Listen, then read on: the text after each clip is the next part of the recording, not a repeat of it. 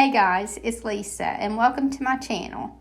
Today we're going to make over some things in the French country style, and we're going to start with this wooden box. And I thrifted this box at a good deal. It's very sturdy. The inside is in good shape. It's just black, so I'm going to leave that black. I'm just going to clean it up, and then I'm going to paint this. But I'm going to go ahead because I'm afraid that it's going to bleed. So I'm going to go ahead and use a product called Boss on it. That's a Dixie Belle product, and it's just more or less a primer to help stop bleed through. And I really think this would have some bleed through. So I just give this one coat of the product Boss and let it dry well. And then I'm going to give it 2 coats of the color Haint Blue. That's Haint, Haint Blue. That's the Dixie Belle color. Now, I think this may be the first time that I've done a video with this color, but it's just a really soft blue, almost like a baby blue, but it has just a hint of gray in it, and I just really like it for a French country style. And I'm going to go ahead and paint the hardware on it also because I don't want that left. I just want it to all go together. Now this product Boss comes in 2 different colors. You can either get it in white or gray, and as you can see, mine was gray. So now it gets 2 coats of this Haint Blue. And then after I get 2 coats of this color on and let it dry well, then I'm going to put a clear finish on it. And I just use the Dixie Belle clear flat top coat on it. Because I'm going to be doing some transfers, so that's why I went ahead and did my top coat. And the transfer set that I'm going to be working with today is called Vintage Post, and I just love this transfer that comes from that set.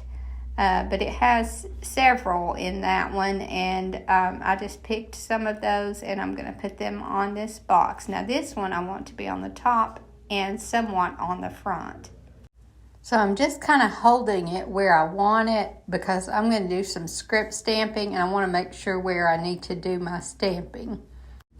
Now, it's a really good idea to do a top coat before you do a transfer because it's just more likely to stick and not take your paint off. Also, even if you use a top coat, make sure that your paint is thoroughly dry. Because if it isn't thoroughly dry, it could pull your paint up, and that's a mess. It's hard to fix it when that happens. So I'm just doing a little bit of script stamping on the front and a little bit on the top where my transfer will not be covering. And then the transfer is going to be very easy to put on the top, but because I'm going to wrap it around to the front, and I have all the hardware in the way, it's very tedious doing that, but I managed to work it out with the exception of underneath the handle. I wasn't able to get to that part, and it was obvious that I didn't get to that part. So I ended up putting a clay mold on that one. Actually, I used a resin mold that I already had made up ahead. Now, I think in hindsight, I might have put this transfer over to the right more so that sharp black line was against the edge. But I didn't do that, so I centered it.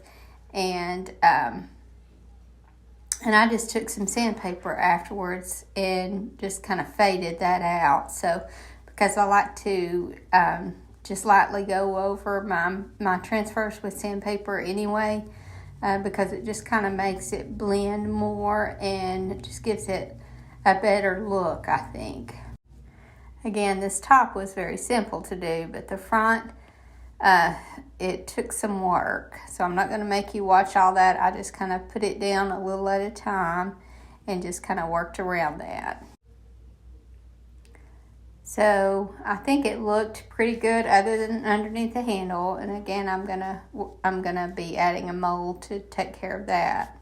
But then I took some other little pieces from that same transfer set and put them just kind of randomly on the sides. I didn't put anything on the back though. And when you're adding these transfers randomly like this, you don't have to worry about exact placement. You're just going to kind of randomly do it, which means you don't want to get too heavy on one side and not on the other. So I just kind of tried to keep some sort of a balance, but I didn't worry about perfection at all in placing these. You just want a little something on each side so that at any angle, other than from the back, which most likely won't be showing at all, it has some interest. And then I just took some fine grit sandpaper and I sanded around all the edges to bring some of that dark through. It wasn't black underneath it, and I liked the black coming through, but it was so dark that it looked black. And I got some distress that way, and then also faded these edges and sanded slightly in the center part of the transfer as well. As you can see, that dark color underneath is coming through really well, so it ends up being a good distress color even though it isn't black. And then I just finished it off with some clear wax, and that's all that I did to this. Again, I didn't worry about doing the inside. I just cleaned it up good. And I really like how this one turned out. I think it looks completely different. It's just completely different style and not dated now. And then my friend Paula brought me some bottles. She was cleaning out of her craft stash. She just said she had way too much. So she brought me these bottles along with some other things. And I'm going to make these over to go in this vignette. Now obviously I want to do these in a French country style. So I'm going to take some of the transfers from this same set and put them on the clear bottle. And that was the look that I was going for. This is that set from Dixie Belle.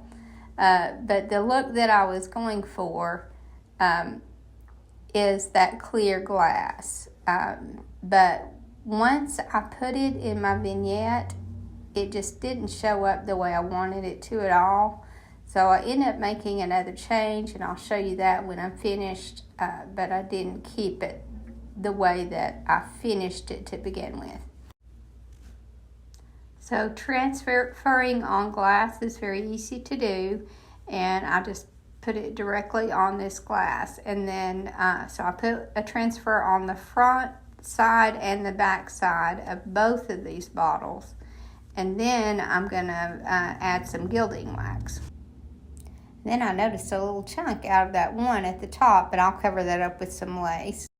So I'm just kind of wrapping some lace around the top of these, and then I'll add on one of them, I add some shabby bows and keep the other one a little more simple.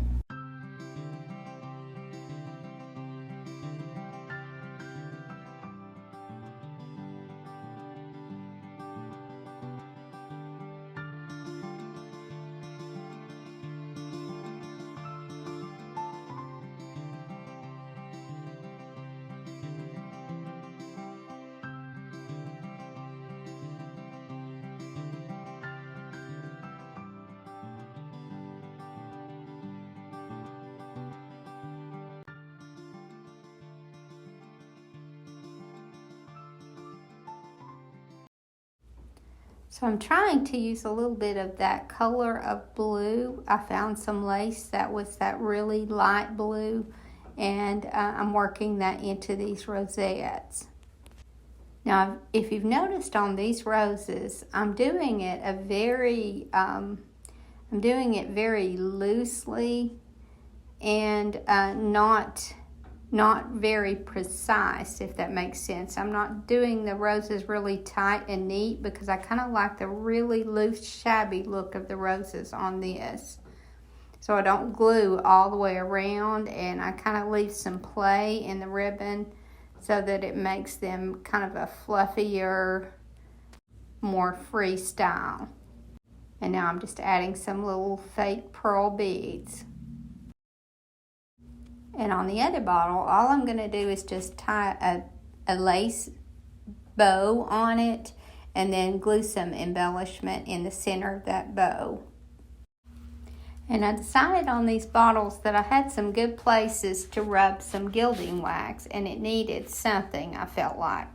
So I took some zinc colored gilding wax, and that's from Dixie Belle, and just kind of rubbed it on with my fingers on some of these detailed areas. And I felt like that just added a little to it and gave it more of a French country look, I think. So I did this on both the bottles, and then I realized that it also needed some highlighting because it didn't show up exactly the way I wanted it to. It was exactly the color that I wanted it because it almost had a blue tint to it, but I wanted it to show up more. So I ended up going over it some more with some silver colored gilding wax. Now I should have done this before I added my ribbon or my lace, because I end up having to just kind of tape that out of my way so it doesn't get on the ribbon. But I did this on both of them, and again I went back over that with a little silver gilding wax, and at this point I hadn't glued my little embellishment in the center of my bow.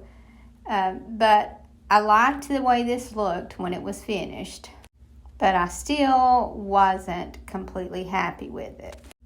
And the reason I wasn't happy is because in my vignette it just didn't show up the way I wanted it to. They didn't stand out at all. I kept putting some white behind it. So what I ended up doing was just watering down a little white paint and pouring it in the bottle, and then just kind of moving it around until I got the whole inside covered. And then I really liked the look of it. Now, obviously, you can't put water in these, but I can't imagine that anybody would. It's such a thin top. It's just going to be for decor. So I'll make sure that any buyer knows that. But I really like the look of it, and I'm glad I went with the white on the inside. So next, I'm going to make over this little suitcase, and it's not old at all. The inside's in good shape, so that's a good thing. But I'm going to paint this one in a French country style. So I gave this 2 coats of the color Fluff, because Fluff is almost like a gray-white. It's mostly white, but it has almost a gray tint to it. But it really works well with this color of blue, and I feel like it has a real French country look. So I just gave this 2 coats of the color Fluff, and I didn't worry with doing any kind of a primer coat on this one because I didn't feel like there would be a bleed through issue, and there wasn't. So now I'm going to use some of this transfer, and this is the same set of transfers from Dixie Belle. So I'm just going to cut these apart and add some of them to this suitcase. And I'm just realizing that this is the item I told you guys wrong on the blue box. Because this is the item that I couldn't get the transfer to go under the handle. So this is the one that I end up putting the mold on. I'm sorry about that, but I tried working it with that handle, and there was just no way around it. This one was harder to wrap around the front than the blue one. So I end up having to add a mold to this one. And with this one, I also took a chance because this is almost a cloth feel. So I took a chance and didn't do a clear coat before I did my transfer.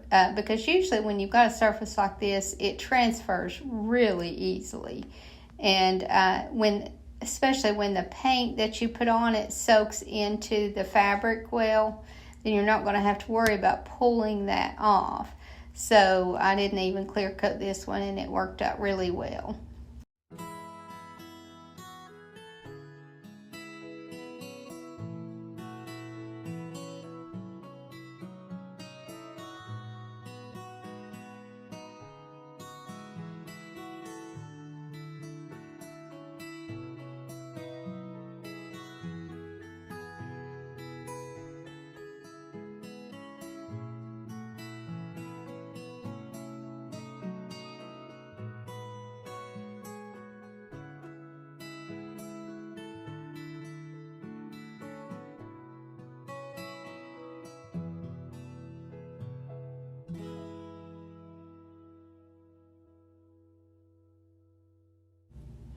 Now the good thing about these transfers, even though it's hard to do this here in the front, and it's not going to be perfect at all, but that's good. The good thing about that is it kind of just gives it more of a rustic look, and that's fine for items like this. And you can always do some extra sanding on it to kind of fade your mistakes. And I was happy with the look that I got, although as you can see this is very tedious and I wasn't able to make underneath the handle look good. But as you can see, it works out, and any wrinkles that you get just kind of add character also. So if you haven't tried these transfers, you should really try them on items like this, because it is very forgiving. And now I'm just adding some random transfers around on the other sides like I did with the other little box. Again, adding just a little something to each of the sides just really creates a lot more character and gives it interest from every angle. And now, although I'm going to leave the black on the inside, I want to add just a little something to it, but I don't want to put too much time into it. So I want to add just a little pocket to the lid, and I know on a lot of suitcases you see a pocket on the lid, but I'm going to do this the easy way. I'm just going to take a doily that I have and fold it in half and make a pocket that way. And all that I'm going to do is glue it to the suitcase. I'm going to glue around the edges. I'm going to make sure that I glue the sides of the doily together where it's folded, and then glue it onto my piece. And I add plenty of glue so that it makes a pocket, and I sturdy up those edges by adding even more glue, and then you'll have a pocket just to kind of stick something down into, so that it kind of peeks out if you want. But it just adds a little something. You don't see all this black, and it adds some of that white on the inside. Now you could add something else to this. You could trim out the top of it with some more lace. You could add some sort of embellishment in the center, but I'm just going to leave it simple. And then here is where you can see there that it looks bad underneath that handle, so I'm just going to put a mold on here, a resin mold, and this one is a little bit too long, but it's a thin enough mold that I can cut it with the scissors. So I'll cut it with the scissors, and then I paint it in that same color of fluff and glue it on underneath the handle. And I just love how this turned out.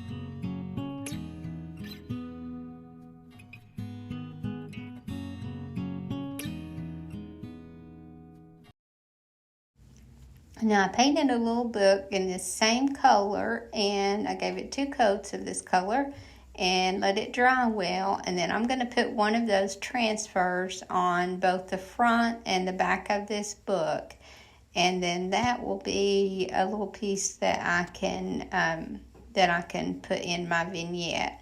Now we'll do some distressing on this, and I'm going to do some distressing with just some black marker, just to give it a fake distress, because there's nothing to sand down to.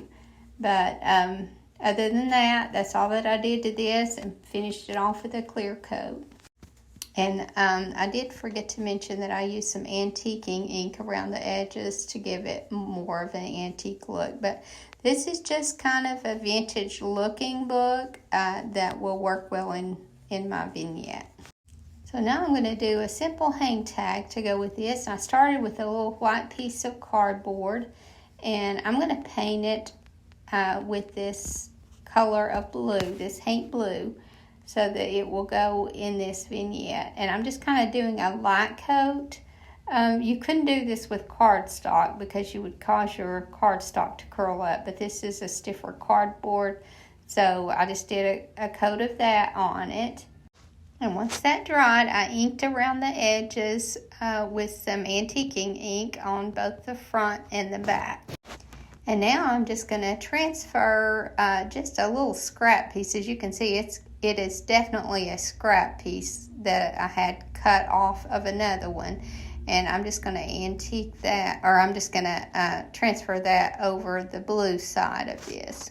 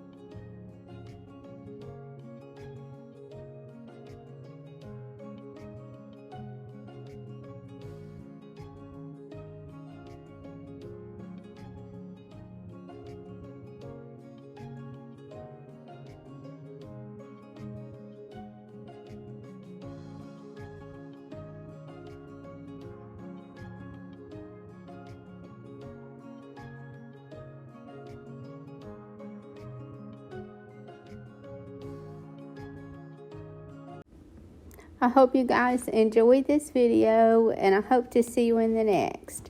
Thank you so much for watching. Have a great evening, and God bless you and your family.